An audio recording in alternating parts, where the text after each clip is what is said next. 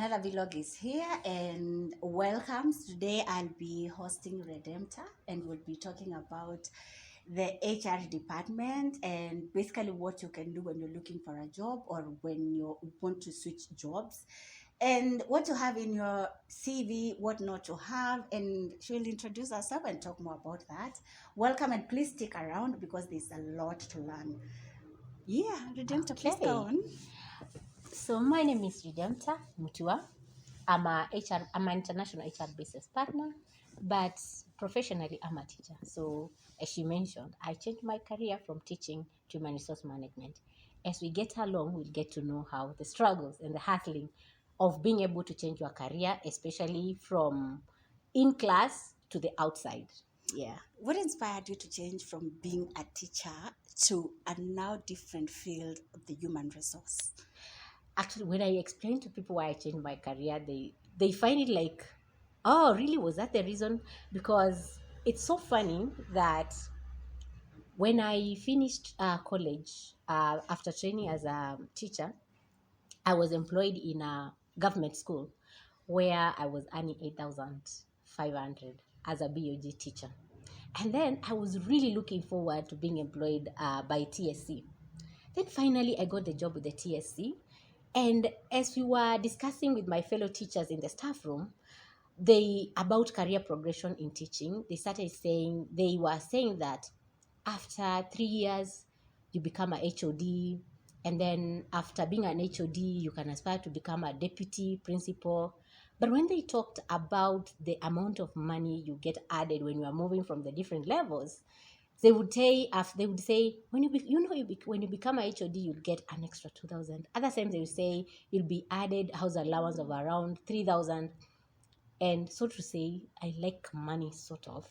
So at some point I said, so when will I get rich? So partly, even though it's not a good motivation, money motivated me to change career. I loved teaching, like being in the classroom, seeing students move from form 1, form 2, the way the changes, the way you see the knowledge you're transferring to them, it was lovely. Okay. But then again, I felt like, what if I get involved in something that now builds the people who have moved already from secondary school, they have gone through university, and they are now working, they are grown-ups. That's why I thought HR would be a good place to land on. But there were struggles that we'll be talking later on how I switched. Okay. And during that process, if there's anyone who'd want to move from being whatever profession they are, would you advise them to move to the HR? And what should they look in terms of what should motivate them? It's just random or money come here? Okay, so going back to the time I wanted to change my career, I had met one of my friends, and she has been my career coach for quite some time right now. We had cleared Form 4 the same time, but because we had gone through strikes, I cleared 1 year behind her. Yeah. So I met her and she was like, oh, I'm planning to change my career. She had taken BSc Science, Biology and Chemistry, and we used to call them doctors. Then she told me, guess what? I want to change my career. Then I asked her, what do you want to change to? Then she told me at that time, and those days jobs used to be advertised in the gazettes. So she told me, just go to the job adverts and see the jobs that are mostly advertised. You'll find that one is HR and procurement. Purchasing and supplies is something else that was being advertised a lot around that time. But then I was thinking also of community development because I wanted to serve the community and be with the grown-ups that I was talking about. Mm-hmm. But then again, I looked back and I realized all these jobs are advertised there, but what do I want? So I will be talking about different categories of people. There are people who have just cleared university.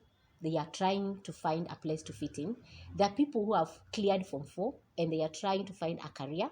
But let's focus more on people who have already gone through the training. Yeah. Maybe, for example, you've already finished your 3-year or 4-year training. And then you start feeling like, where I am right now, I need to have a change. Mm-hmm. Then it's good you start thinking of what really inspires me to change from whatever you've done. You might have done, like for example, I have done education. There are people who do hotel management. There are others who can even go to community development. And then at some point they feel, no, I started this, but I want to change. So first is to seek deep inside you, why do you want to change? And then what do you want to change to? There's the why and where. Okay. And then also look at how easy, with the skills that you have, can you transfer them to the next job that you want to get. So the first, after you have looked at all those, then now you can look at how is the market. And sometimes you can be misinformed about the market. First, when I went for teaching, I knew I can never lose a job. That's one thing about being trained as a teacher. Rarely will you find a teacher who will lack a job. So that is one advantage. But all these other careers will find that the risk of the job market is very volatile. You can't be very sure whether you'll get a job or not, but it's a risk. Everything is about a risk. So you look at what career would I look at, and I think looking for a job will be a risk, but less of a risk. And I usually say, take an example of finance, HR, logistics. These are business support functions. And every organization, every company, every institution, most of them will have these three. So those are some of easy ways of deciding, where do I want to land? Then there are others that are program related functions. If now you are talking about like INGOs. Program, and there's technical. Let's take an example of a company like Kenya Power. Kenya Power will have the technical people, that is the people who have technically trained in electrical things. But at the same time, they will have other functions, support functions, which will support them to do their work. So you might either look at, do I want to be a technical, and that was an example, or do I want to go to the support functions? That can help you decide where do you really want to place yourself. So those are some of the things that you can look at when you want to land yourself and think about, I want to change, but where do you want to change to? In that line, let's talk about someone who right now they've done their exams, they've gotten their results, and they're green. What would you tell them if, let's say, they had an idea of, I want to be this, I want to be like Rede? Okay. I will give you an advice I was given by my brother-in-law. So when I finished Form 4, I was staying with my sister. And at that time, I wanted to do nursing, as we were waiting to be called to go to university. And then I told him, by the way, I want to go do nursing instead of going to university. So one, if you have qualifications to go to university, I will tell you what my brother-in-law said. He was like, get a degree, first degree. And once you get it, start thinking from there. So that I would advise anyone who has qualifications that can make them go to university. First, get the degree.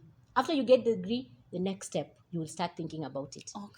If you did not get a grade that can land you to a university, I always say, it's not about what you get. It's about what you do with what you get. So you might have gotten a degree, a grade that is cannot make you qualify to go to university, but start somewhere. There are bridging courses that people do, and then they can bridge some of the courses that they failed, and then they can get a chance to join university. There are others who cannot afford maybe university fee. Go to the training colleges, and after you get your training, you get a diploma. Then later you can further and get a degree. And let me tell you one thing that I've realized: the startups, most of them go for people who have diplomas. And then they grow from the diploma to degree and to something else. So in the job market and in the career search and all this, don't really focus on or feel like I'm a lesser person or I can't be something because of the grade that you gained in Form 4 or what. Just keep thinking about, what do I want to be? And what is the path that I want to follow? You will find that there are people who have very senior positions right now, and they did not get very good grades, and maybe they started with a certificate. But because they have this something we call in Swahili kujituma, they assert themselves, and they are able to be aggressive enough to place themselves where they can be seen. Yeah. So as we discuss, we'll come to places where we'll be discussing about skills Yeah. in the job search, and then that we can now expound on a few things. Okay. Now we're done with that, and assuming now I'm done with the degree, I have my degree. Mm-hmm. I'm in the job market. Now it's my CV, my resume. Yeah, How yeah, am I yes. supposed to put it? So Perfect. that what the first time when now an HR sees it, because assuming we have, let's say, 50 people applying for this job, Mm-hmm. what gets the eye in that CV for some to be shortlisted? Okay. Anytime you are doing a CV, the first thing you should have in mind is that this is the person you are sending to speak on your behalf to that person you have not yet met. Mm-hmm. It's like you hear there's a gift being given somewhere by someone who is going to perform the best, but you are not able to go, and you decide to send someone. Mm-hmm. That person you are sending has to speak on your behalf in a way that will make you win. That's what happens with a CV. Yeah. The CV speaks on your behalf because you're not there. Yeah. People will shortlist you because they have seen the CV. So the CV should carry what you would have said if you presented yourself. Let's say, for example, you're applying. I'll use teaching because that was my first career and how it started. Mm-hmm. When I was applying for a teaching job, can you believe I dropped my CV in every school in Nairobi? Every good school in Nairobi, Mm-hmm. I didn't have a car. Mm-hmm. I dropped by matatu. All these schools you see here, Yeah. almost all of them have my CV, but only one called me for an interview. That was Kianda School. Only one. Only one. Out of all those schools I dropped my CV, only one called me for an interview. Yeah. And then I'll go through what was in that CV Yeah. that made me be called for an interview. Remember, I had just taught in a few schools. I wouldn't say I really had a lot of experience at that time. Mm-hmm. But then in that CV, Mm-hmm. one is the presentation, how you present your CV. Yeah. You can start talking about your personal details, Yeah. who you are. Yeah. And then from there, you can put around a summary of, sometimes you can start with a summary of your qualifications. So when someone is looking at it, would be like, oh, they will start thinking, oh, this could be the person that we are looking at. They have looked at the summary of your qualifications and your education. And they are like, oh, as they go, they look at the experience. And by the time they're looking at the experience, they'll be, oh, wow, yeah, this is the person. Then they will call you for the interview. So the CV has to speak to the roles that the person will be coming to do. Let me give you an example. Let's say we have advertised for a position of a logistics officer. Yeah. And then someone who has very good experience in logistics doesn't present the CV very well. They write like 3 responsibilities that they are doing, but they are actually doing what we have advertised for.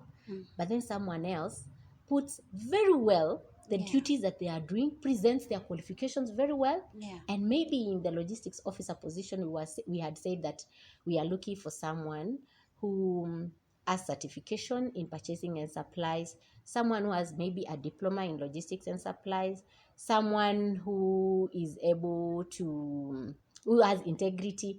And one person has explained all this, brought out all these aspects in their CV, and the other one hasn't. Who will you go for?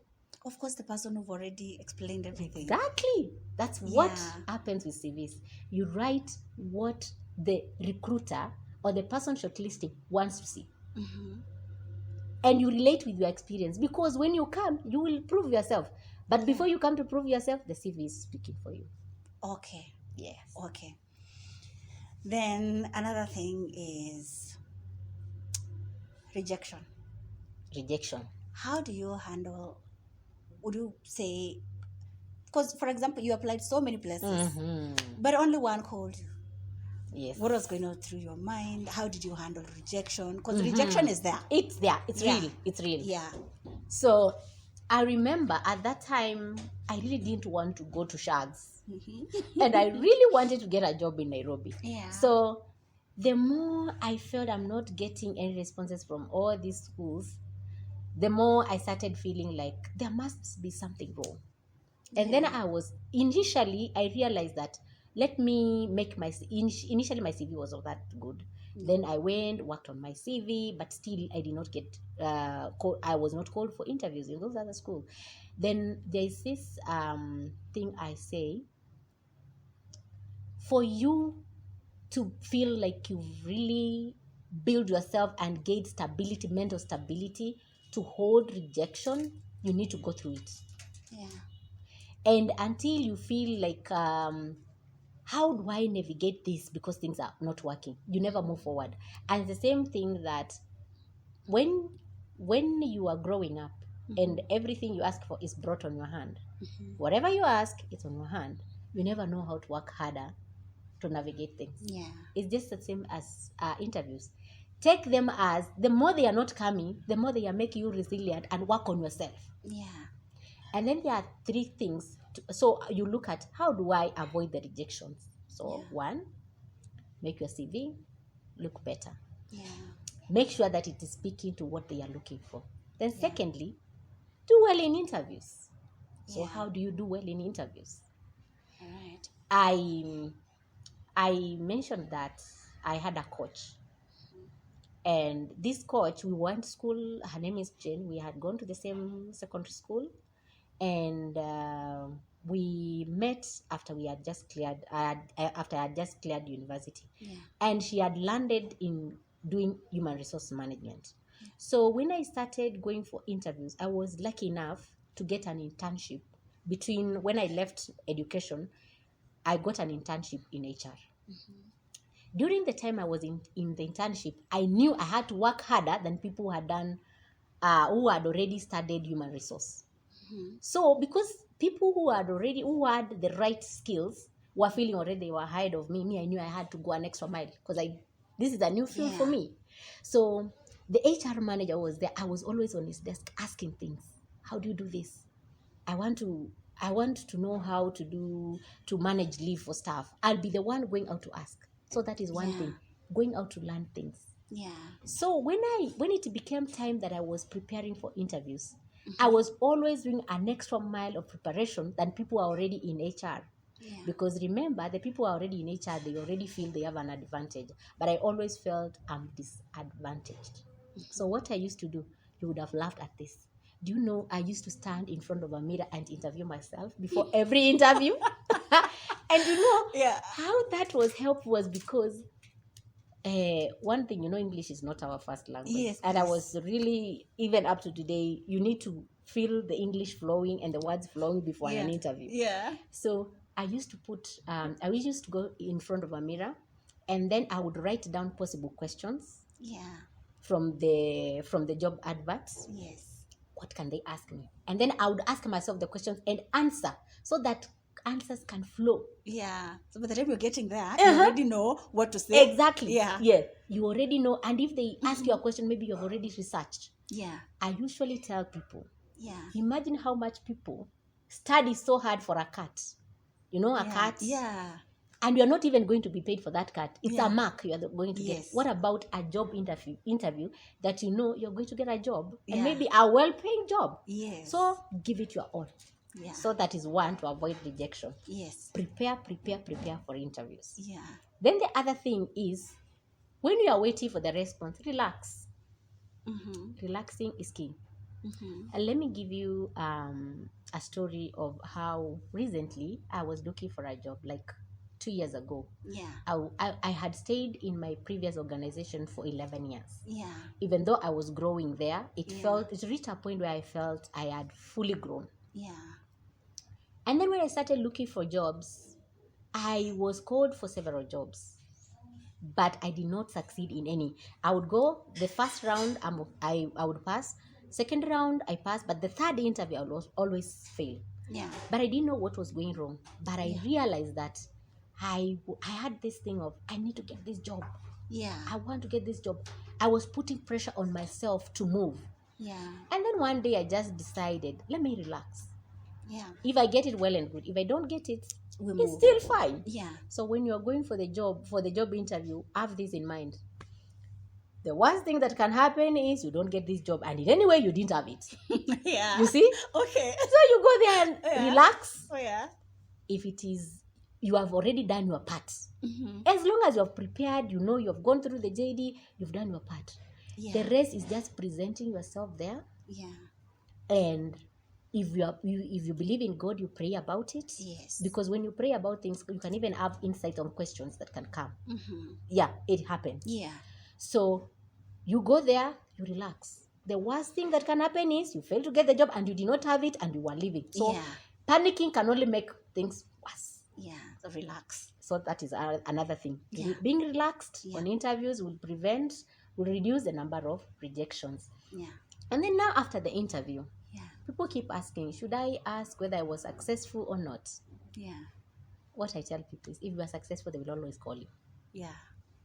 If you are successful, They they will always call you. Yeah.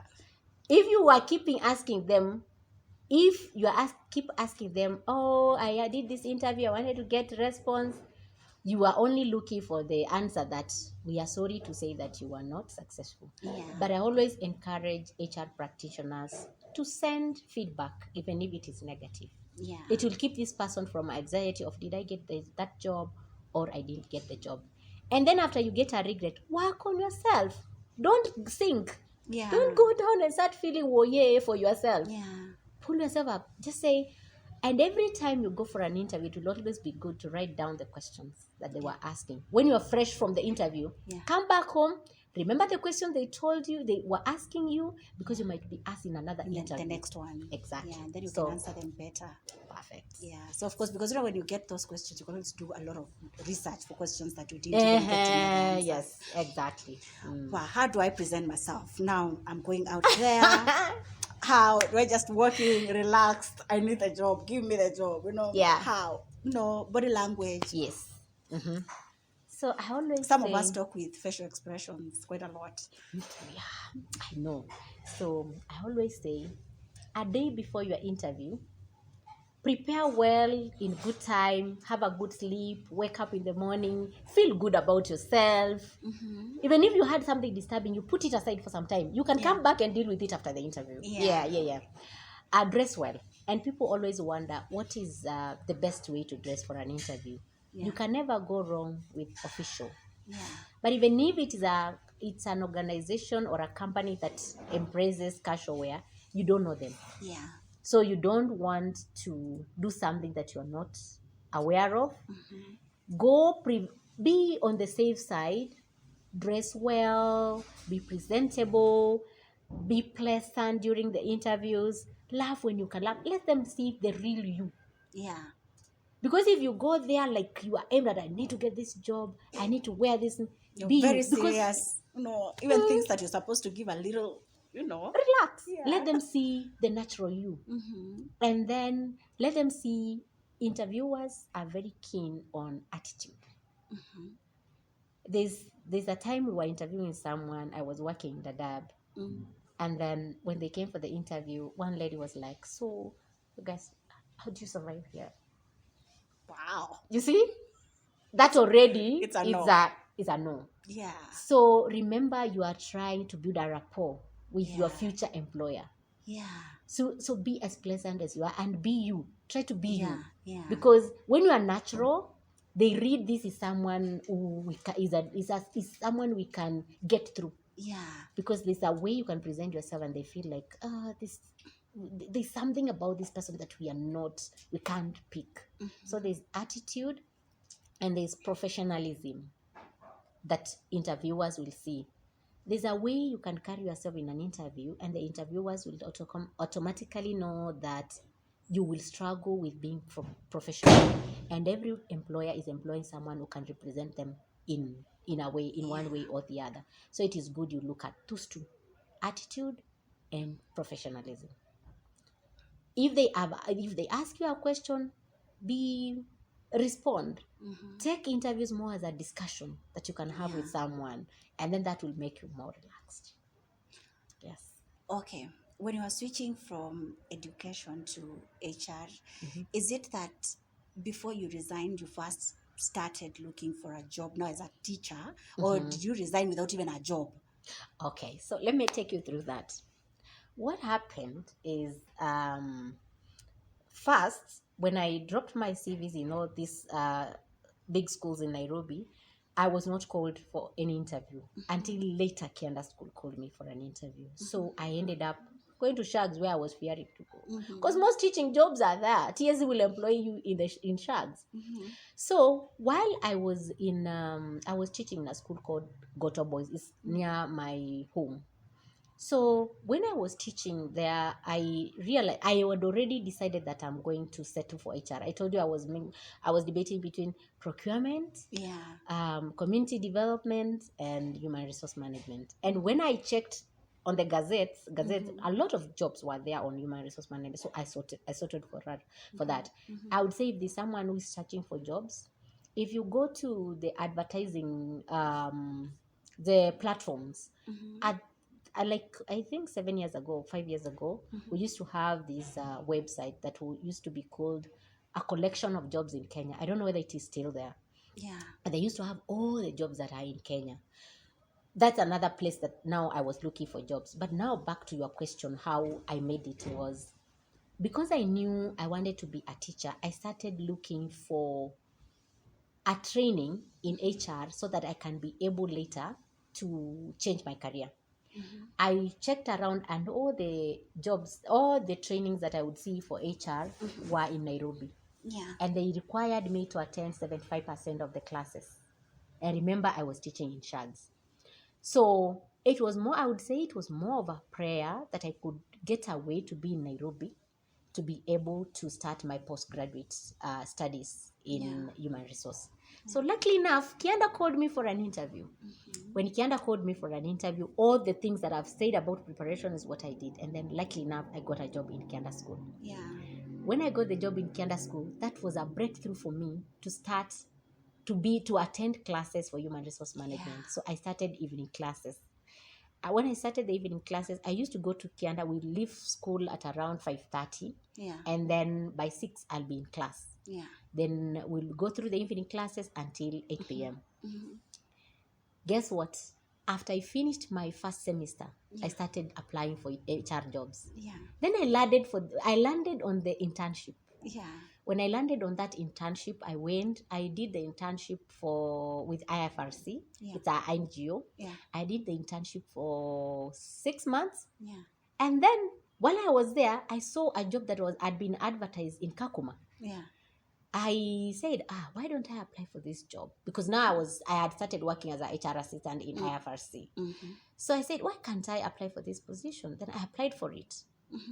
When I applied for that position, they called us for interview. I went for the interview. Remember, I've only worked as an intern for 6 months and I've started working as an HR assistant.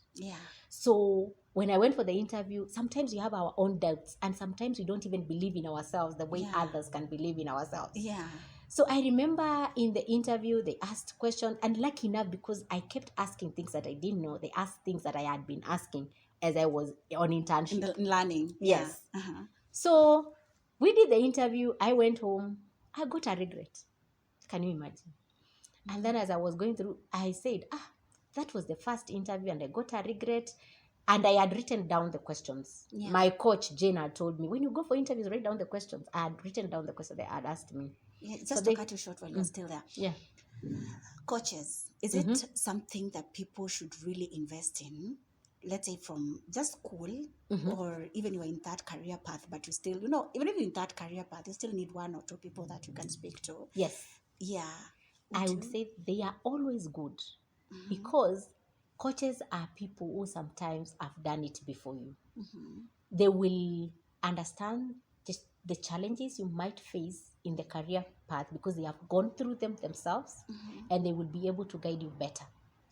And sometimes you can even have coaches who are not even in your career, but they help you think through your challenges, your struggles. Then figure it out together. Exactly. So it's always good. I would say that if you see someone you can look up to and can be a mentor, keep them close. All right, now we continue. Now you talk to your... So I went for the interview, got a regret, and then when I got the regret, I was like, I was thinking I would get this job. Now I didn't get the job. And after 2 weeks, they called me again. They said, you are the second best, and the best candidate declined the offer. You got the job. I got the job. I went to Yeah. Kakuma, worked in Kakuma for 2 years, got another job in Dadaab, worked in Dadaab for 2 years. Later on, I got a job in South Sudan. And then I was more into humanitarian. So I became Yeah. a humanitarian regional advisor. Yeah. I did that job for 4 years. Mm-hmm. Then later on, I got a job as HR advisor for the whole of Africa. Mm-hmm. I was looking after 13 countries. It was a job I really enjoyed. Mm-hmm. Then now I landed this job that I'm working as an international HR business partner. It has been a journey, as you can see. Yeah. Yes. It really is. Yes. Yeah. All right. So I don't know if what would generally if someone is looking at a CV and they're applying for a job, is it if they didn't for because there are jobs that just tell you send your CV, is it a must have the cover letter, or if they ask for a CV, send just a CV, or is it good to just give an overview of, because a cover letter is more of an overview of what the CV comprises in a more detailed way. Yeah. I would say every time ensure you send a cover letter. Yeah. Because the cover letter will talk more about your motivation Yeah. for the job, and you will also summarize your qualifications and why you are interested in the job. So I'll say, as a good practice, it would be good always to include a cover letter. Okay. Yes. All right. Yeah, I don't know whether, before we wind out, I don't know whether there's anything else that you would like to tell anyone out there who are looking for jobs. Oh wow! I would say be positive and build on your skills. How do you build on your skills? Don't relax. Like, for example, if you're in, let me use logistics and procurement, keep updated on the current trends on what qualifications people in logistics and management need to get. If you need any professional qualification, if you're in accounting, always get that. Always keep adding knowledge on you. And then I would also say that when you are working, that is where you are recognized. Yeah. Because most of the people get promotions is because of how they are presenting themselves after they get the job. Yeah. Now remember, there's making your CV, there's the interview skills, there's you have gotten the job, but there's how you grow. Is how you grow in that company. Because I said I worked for an organization for 11 years, and I was growing in different levels. I would say how you grow is how you relate with your bosses, and I'm not saying you be a people pleaser, but it is always good to build relationships, build networks, present yourself in a way that you are not trying to put others down. Present yourself in a way that you are wishing others well in the organization and in the company. Present yourself in a way that people will see you stand out. When there are meetings, when you have an idea, speak out.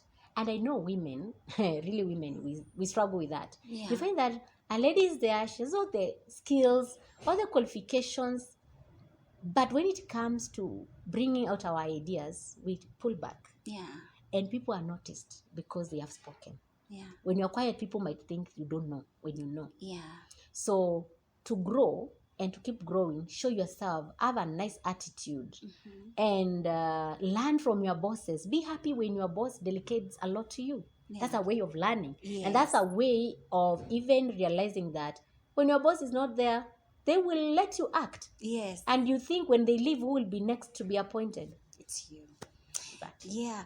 Yes, I know we were winding up, but I just remembered something and it is happening nowadays since Corona came in, because people started working from home remotely. So just give us an overview how someone can quickly adopt to that and how the changes have been. Okay, so when COVID started, personally, the organization I was working with requested us to work from home. But we were registered in Kenya. We had an office. After some time, we could go to the office. But currently, I'm working purely remote. We don't have a registration in Kenya. My bosses are in the US, and I meet them over Zoom. Everything. So I would say to adapt needs a little bit of personal changes in your personal life. Like, for example, one, you have to be disciplined to be able to wake up in the morning. Remember when you are going to the office, you look forward to being in the office on time. When you're working from home, there's nothing pushing you to get your things done in the morning. So you need to be disciplined on that. Secondly, make your office work at home comfortable.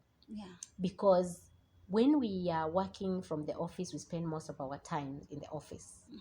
And you realize that when we are home, we can just let things pass. Or you want to work on a chair that is not comfortable. So invest on a chair and on a working desk so that you are comfortable as you're working from home. And then the other thing is you need to find a reason to go out, I'm telling you. Because you have no reason to walk out of the house because you are working from there. You lose connections again with people, social networking. You have to be intentional to have those specific things of social networks. You have now to go out and make them. You have to purposely even ask your colleagues if you can meet, because all the time you're at home. So those adjustments need to be there. Thank you very much, Redempta, for being here with us, and Most we appreciate welcome. it. I don't know whether you guys have been able to subscribe to the channel. If this is your first time, thank you very much for being here, and please do not forget to subscribe to the channel. Like, you can share, give us your comments, give us your feedback on the comment section, and until next time, goodbye. Bye.